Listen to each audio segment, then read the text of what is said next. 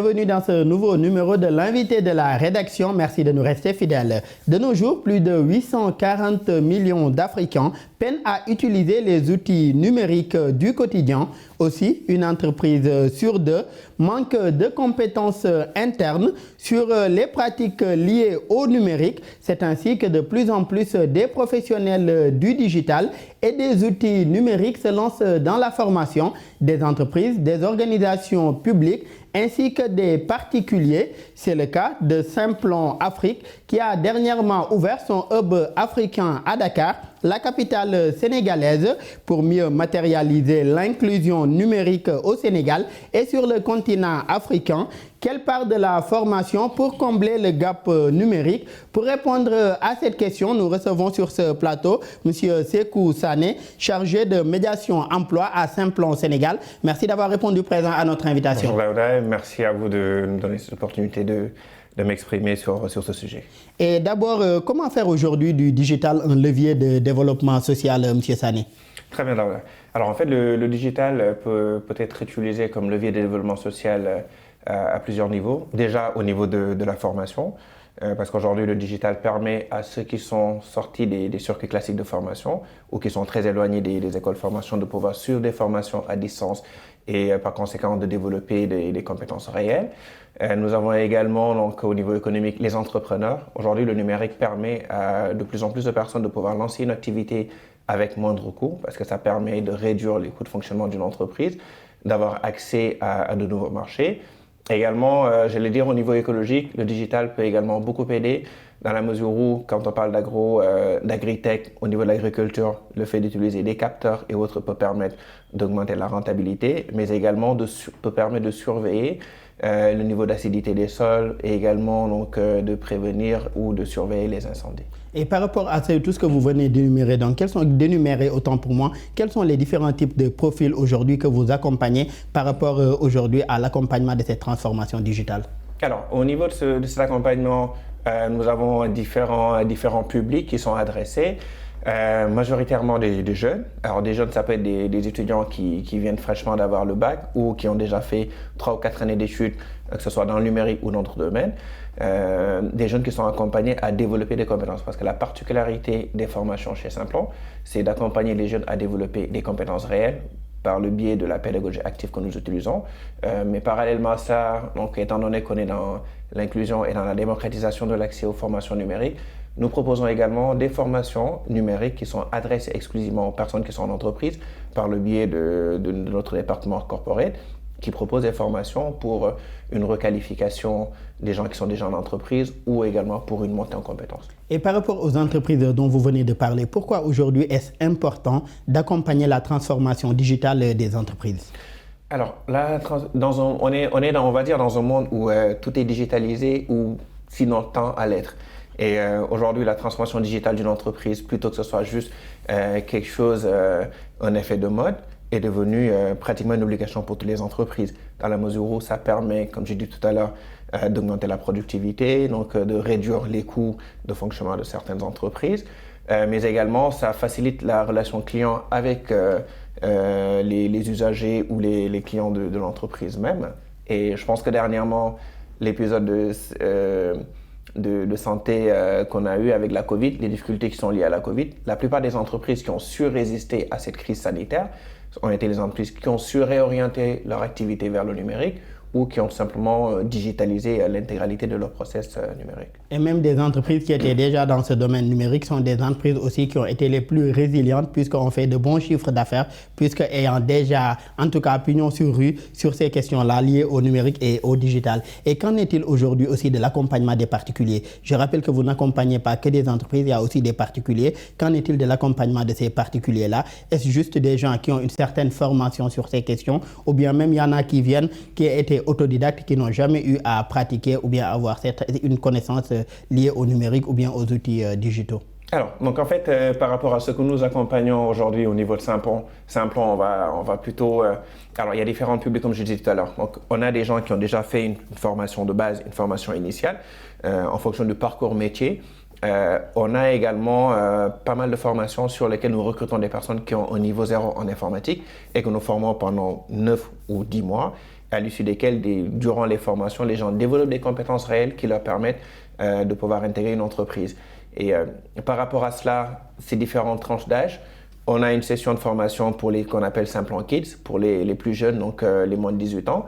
Il s'agira de les acculturer à tout ce qui est numérique, tout ce qui est codage avec des kits Arduino ou des logiciels de codage tels que Scratch et autres. Et pourquoi est-ce important d'initier aujourd'hui ces plus jeunes-là, kids comme vous les appelez aujourd'hui, aux outils numériques ou bien même au codage? Pourquoi ce choix? Alors déjà pour susciter des vocations chez ces enfants. Parce qu'aujourd'hui, le numérique, c'est un moyen pour tout le monde de s'exprimer, c'est un secteur, j'allais dire, qui recrute énormément. Et c'est un secteur qui parfois est méconnu du plus grand public. Maintenant, on s'est dit que quand on va commencer à sensibiliser les plus jeunes, ceux qui ont moins de 18 ans, donc à partir de 10 ans et autres, faire des sessions de formation kids leur permet déjà de découvrir le numérique. Et chemin faisant, en général, il y en a pas mal d'entre eux qui commencent à développer donc, des véritables passions par rapport au numérique. Et justement, ces sessions d'acculturation peuvent les pousser vers des carrières dans le domaine du numérique. Et si on en revient au niveau continental aujourd'hui, quelle lecture faites-vous aujourd'hui de l'inclusion numérique en Afrique?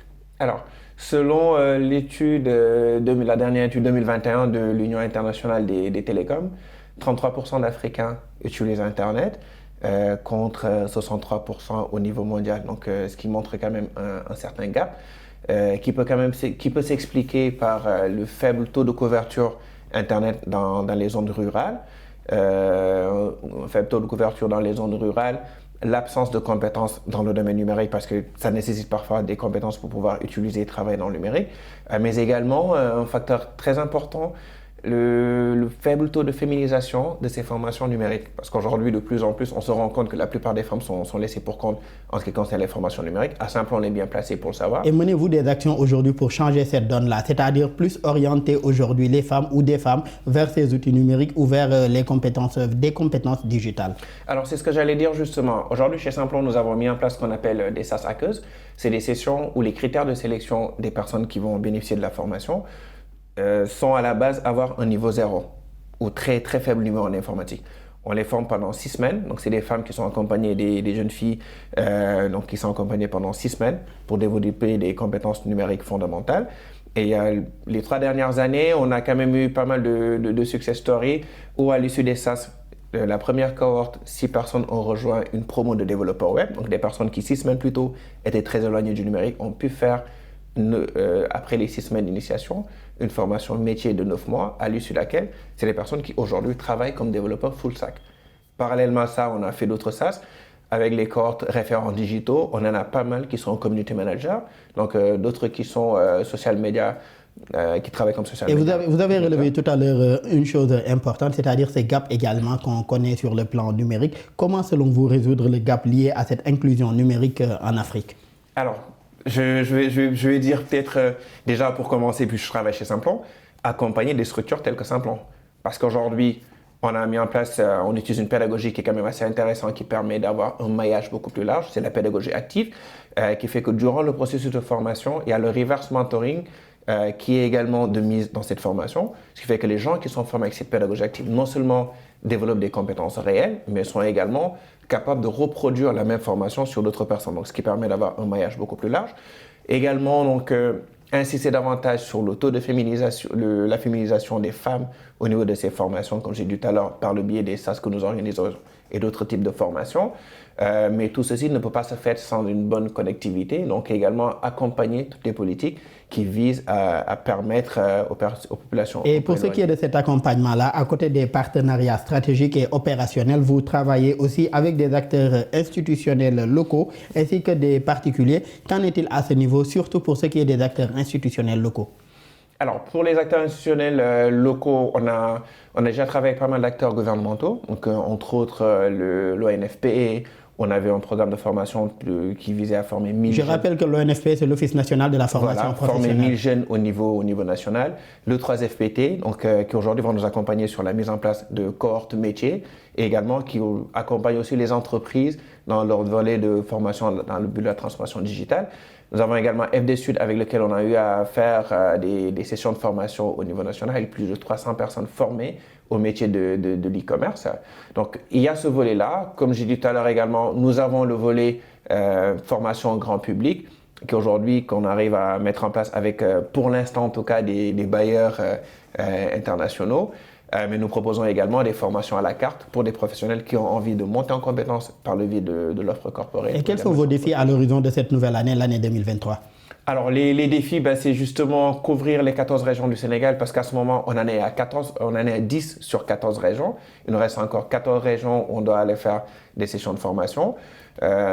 Atteindre aussi les 50% parce que c'est l'objectif que nous avons visé, avoir 50% atteindre les 50% ainsi que les 14 régions du Sénégal, renforcer également l'inclusion numérique au Sénégal et même sur le continent africain. Merci beaucoup M. Sané d'avoir répondu présent à notre invitation. Je rappelle qu'il était question de parler d'inclusion numérique avec l'exemple de votre structure. Merci d'avoir été avec nous. Merci à vous de m'avoir invité.